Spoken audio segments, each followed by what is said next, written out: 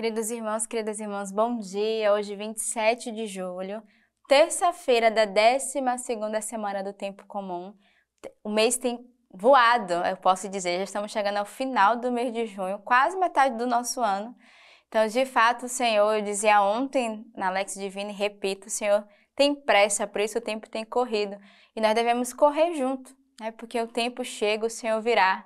Então, Ele não tardará, como diz a letra da música, e precisamos estar prontos para a chegada do Senhor. E para isso a igreja nos oferece vários meios de preparar o nosso coração, através da liturgia da igreja, através da adoração, dos sacramentos da Eucaristia e da confissão, mas também da meditação diária da Palavra de Deus, que é a Lex Divina.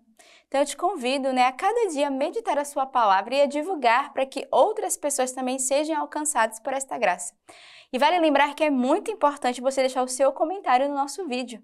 Qual é a graça desse dia através da palavra? Dá o like para que, de fato, a gente faça essa movimentação através da nossa Lex Divina. E hoje a igreja celebra Nossa Senhora do Perpétuo Socorro e São Cirilo de Alexandria. Então, peçamos à Virgem Maria, Nossa Senhora Intercessão, e também São Cirilo, que interceda por cada um de nós. A primeira leitura de hoje é do livro do Gênesis. Abraão era muito rico em rebanhos, em prata e em ouro. Ló, que acompanhava Abraão, tinha igualmente ovelhas, bois e tendas. A terra não era suficiente para sua instalação comum. Tinha posses imensas para poderem habitar juntos. Houve uma disputa entre os pastores do rebanho de Abraão e dos rebanhos de Ló. Nesse tempo, os cananeus e os fariseus habitavam essa terra. Abraão disse a Ló: que não haja discórdia entre mim e ti, entre meus pastores e os teus, pois somos irmãos. Toda a terra não está diante de ti. Peço-te que te apartes de mim. Se tomares a esquerda, irei para a direita. Se tomares a direita, ireis para a esquerda. Ló ergueu os olhos e viu toda a planície do Jordão, que era toda irrigada. Antes que o Senhor destruísse Sodoma e Gomorra, como o jardim do Senhor, como a terra do Egito até Segó, Ló escolheu para si toda a planície do Jordão e imigrou para o Oriente. Assim, eles se separaram um do outro. Abraão estabeleceu-se na terra de Canaã e Ló estabeleceu-se nas cidades da planície. Ele armou suas tendas até Sodoma. Ora, os habitantes de Sodoma eram grandes criminosos e pecavam contra o Senhor. O Senhor disse a Abraão, depois que Ló se separou dele: ergue os olhos e olha, do lugar em que estás, para o norte e para o sul, para o oriente e para o ocidente. Toda a terra que vês eu te darei, a ti e a tua posteridade para sempre. Tornarei a tua posteridade como poeira da terra. Quem puder contar os grãos de poeira da terra, poderá contar os teus descendentes. Levanta-te, percorre esta terra no seu comprimento e na sua largura, porque eu te darei. Com suas tendas, Abraão fez estabelecer-se no carvalho de Mambré, que está em Hebrom, e lá construiu um altar para o Senhor. Então aqui a gente já começa a perceber no início do livro do Gênesis, já a divisão do povo de Deus. Vocês sabem que ontem eu dizia na leitura, Abraão saiu com Ló, partiu, o Senhor que disse, sai da tua terra e vai para onde eu te mandar, os dois saíram juntos. Ele recebeu essa missão, Ló acompanhou, mas em determinado momento, eu creio que no coração de Ló ali surgiu uma certa ganância. E a partir do momento em que eles se depararam, diante da situação ali entre Sodoma e Gomorra, e entre a planície, entre a terra de Canaã, houve uma separação. E aí Ló vai justamente pela planície do Jordão, no rumo ali de Sodoma e Gomorra, e Abraão que vai se estabelecer na terra de Canaã. Então, como Abraão era esse homem temente a Deus que escutou o Senhor o abençoou. Exatamente o contrário que fez com Ló, porque houve essa divisão no coração deles. Ló poderia ter seguido, mas logo no início, Abraão vai dizer a Ló que não haja discórdia entre mim e ti, entre meus pastores e os teus, pois somos irmãos. Então, no coração, Abraão já sentia que haveria isso, mas do lado de Ló, infelizmente, ele não teve essa escuta em que Abraão o exortou. E houve já essa discórdia, essa divisão. E é interessante porque uma vez que Abraão se separa de Ló, e o Senhor percebe que Abraão continua seguindo a promessa do Senhor, olha a graça. O Senhor vai dizer para Abraão: ergue os olhos e olha do lugar em que estás, para o norte e para o sul, para o oriente e para o ocidente. Toda a terra que vês eu te darei, e a ti e a tua posteridade para sempre. Então, o Senhor já começa a cumprir a sua promessa por causa da obediência de Abraão. Então, quando nós obedecemos, o Senhor realiza de fato, Ele cumpre a sua promessa. E a obediência traz uma fecundidade. Aqui a fecundidade que o Senhor foi dado a Abraão era tão grande, né? Era tamanha que ele dizia, como a poeira, né? O pó da poeira. Imagine contar o pó da poeira, é quase impossível. O Senhor vai dizer exatamente é o tamanho da posteridade, da fecundidade que eu vou te dar. Mas por que essa fecundidade? Porque Abraão foi obediente. Abraão foi esse homem da unidade e do ato de fé. Então, a obediência, o ato de fé, traz a fecundidade para cada um de nós. Então, para que você se torne cada vez mais fecundo, escuta o Senhor, obedece e vai até o fim. Né? Que a gente percebe o quanto Abraão recebeu de graça no cumprimento da sua promessa. Levanta-te, percorre essa terra no seu comprimento e na sua largura, porque eu te darei. Com suas tendas, Abraão foi estabelecer-se no carvalho de Mamré e lá construiu um altar para o Senhor. Outro movimento de Abraão. Chegando no lugar, a primeira coisa que ele fez foi agradecer, foi construir um altar para adorar o Senhor.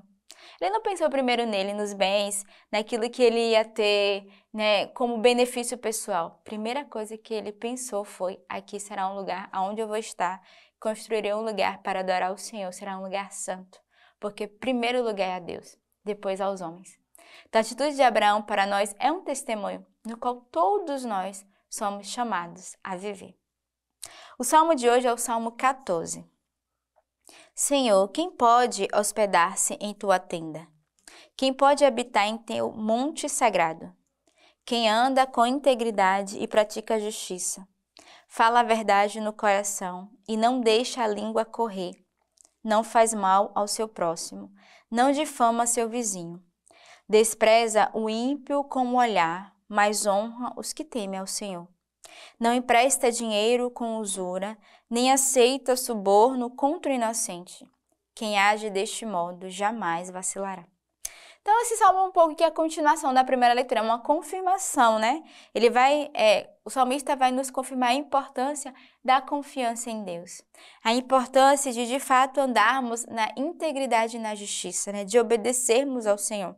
O versículo 2 vai dizer, quem anda com integridade e pratica a justiça, fala a verdade no coração e não deixa a língua correr, não faz mal ao seu próximo, nem difama o seu vizinho.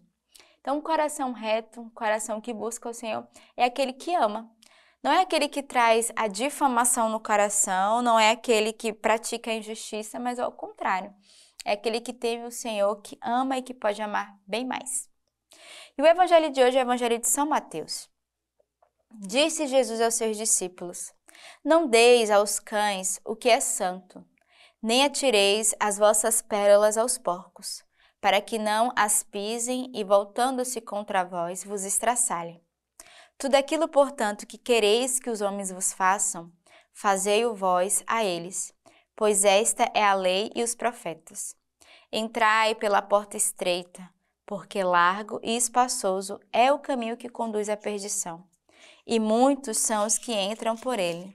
Estreita, porém, é a porta e apertado o caminho que conduz à vida, e poucos são os que o encontram. Então, o evangelho de hoje é bem conhecido, né? E o Senhor vai nos exortar, dizendo, tudo aquilo que quereis que vos façam, fazei-o vós a eles. Então, o Senhor já dá uma ordem. Tudo aquilo que nós queremos para nós, misericórdia, perdão, consolo, paciência conosco, compaixão, devemos primeiro exercer com o outro. Porque à medida que nós damos, nós recebemos. Aquilo que eu quero que perdoe a minha dívida. Perdoa também a dívida do outro. A gente tem o evangelho, né, do devedor, que foi perdoado pelo seu senhor, mas que não perdoa a dívida dos seus servos, né, o patrão.